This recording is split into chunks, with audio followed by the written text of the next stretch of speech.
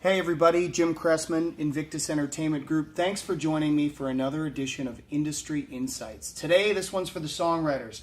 I'm here with Gilles Godard, who has written many number one hits himself, and is also one of the, what's your actual title here? Vice President of Corporate Affairs and New Business Development. Jim, I have such a long title that I don't have a business card. I've got a bumper sticker. You would need one for sure. At Olay Rights Management, and you guys have won 11 consecutive Canadian Country Music Association Publisher of the Year awards, plus celebrated many number one hits with some massive global superstars. We're very, very fortunate. You know, we have a great group of creative people, writers in Nashville, writers in LA, writers in Canada, and I think if you put the right team together, it's like the sky's the limit. Talk to me about the growth trajectory of the company from where it started versus where it is today. So I started in 2010. I can't believe that. Seems like yesterday. And we had two offices, Jim. We had an office in Nashville with a few staff, a couple of writers, staff in Toronto. I think we were 8 staff and 6 writers.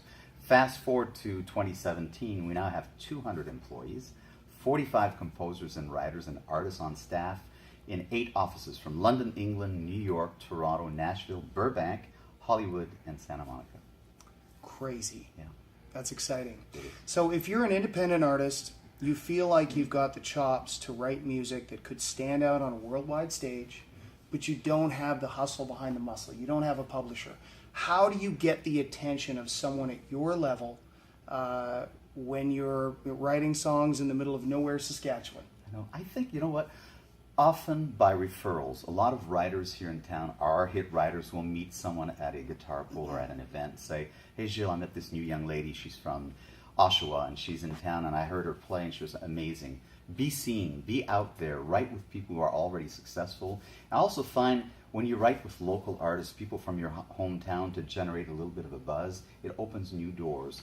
Also, don't be afraid to picking up the phone or sending an email and say, hey, I'm a new writer, I will be in town. Here at Olay, our doors are open. We're not always here. I might be traveling. But if you say, hey, I'll be in November or December, can you give me 15 minutes to play you 2 songs, Gilles? We certainly have a open door policy. Yeah, you guys are very approachable. Songwriting is such a subjective art. Do you find that the ability to collaborate with other songwriters maybe will give an artist and a songwriter a bit more of an objective perspective on how they actually are doing?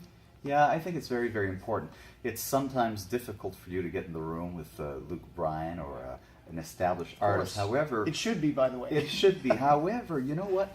When you write great lyrics or great melodies and you connect with people that can bring you to the next level, it's really important. I always preach that you should try to write up. You should always try to knock on the door of new artists, new producers, new people who don't have a record deal yet, and you feel like these people I think are special. Write with people like that, and you'd be surprised if you knock on their doors and say, hey, I heard you last Saturday night, I love what you do, I'd like to get together and throw you a couple of my ideas, a couple of my lyrics, I've got melodies. And I think that's the way to go, step by step, baby step, to your publishing deal and your cuts eventually. And you guys have been very bold about signing people who might be considered unproven in this town when you felt intuitively like you've had the right fit. Yeah, I'll give you an example. When Arthur Bunahora was my head of creative here at Olay a few years back, and then he left to start his own thing with Eric Church, he brought to me 2 young writers, Ryan Tyndall and Charlie Worsham, and he believed in them, and they sang 2 songs, and I went, this is incredible. We have to sign both of those guys. And I remember calling Toronto, Robert Ott, our CEO, and saying, listen, we have to sign both of these guys. And he says, Gilles, 2 in the same day? And I says, yeah, they're that great. He says, okay, I can't wait to hear them. And when he flew to Nashville and listened to these guys, he says, you're absolutely right. Charlie ended up getting a record deal on Warner Brothers, and Ryan Tyndall ended up writing Springsteen for Eric Church, which was the first song written on the Olay bus going on the road with Eric. So sometimes, you know, lightning strikes twice.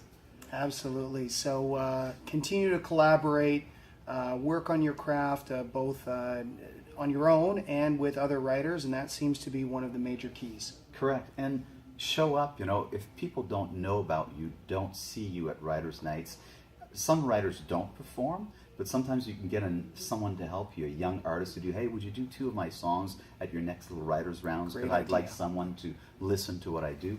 And you never know. Yeah, absolutely. Such a pleasure having you Thank on, you, Gilles Jim. Godard. Thank Thank you. you.